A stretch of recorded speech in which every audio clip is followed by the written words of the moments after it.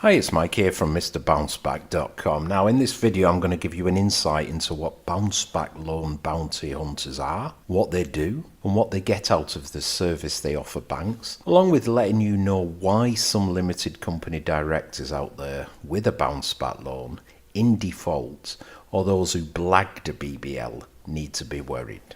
Please watch this video in full as you'll see documents on screen and you can pause the video and read them, relating to each of the topics I'm discussing and talking about.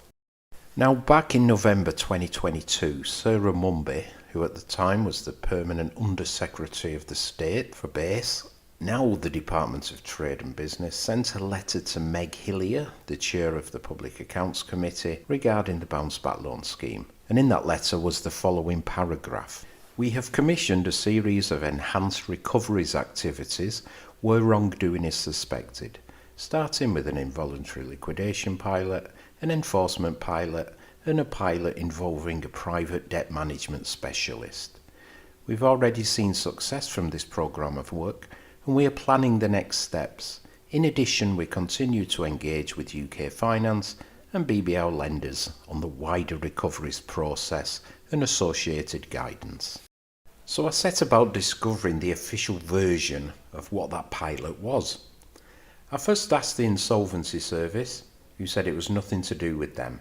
Then I asked the Department of Trade and Business, currently led by this woman, Kemi Badenoch, Minister for BBLs as I like to call her.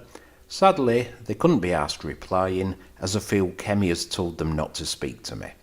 I then asked the British Business Bank, and fair play to them, quick as a flash, they picked up the phone and told me it was the bounce back loan bounty hunters, as I've called them, who I've been reporting on for quite some time. Okay, so now we know that, let me give you an insight into those bounce back loan bounty hunters. You may know this chap. He is of course Lord Agnew, who was Minister of Counter Fraud during the bounce back loan scheme. He had a huge hissy fit in the House of Lords, blaming everyone and their dog, apart from himself, for the BBL scheme failings. During his speech, he handed his resignation letter to a colleague, slammed his file shut, and minced out of the chamber to loud applause. Thank you and goodbye.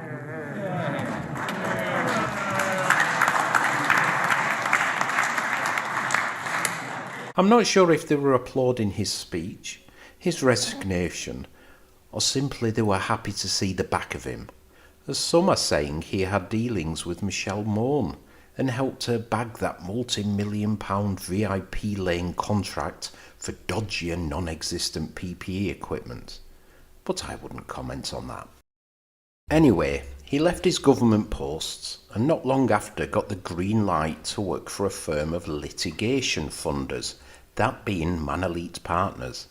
They are the bounce back loan bounty hunters. That green light came from the office of the Advisory Committee on Business Appointments. And as you can see, Lord Pickles signed the letter giving him the green light. Now Barclays trawled through the BBL recipients and found around 120 limited companies who they knew had blagged them out of a bounce back loan, and headed to the High Court to get them wound up. I have tracked and reported on loads of them over on the website, and you will notice the dates on those winding up orders granted by a judge were October and November of 2022. In layman's terms, once a winding up order is granted, insolvency practitioners are instructed to look deeply into the affairs of those companies, and when wrongdoing is uncovered by them, that is the green light for the bounce back loan bounty hunters to get involved.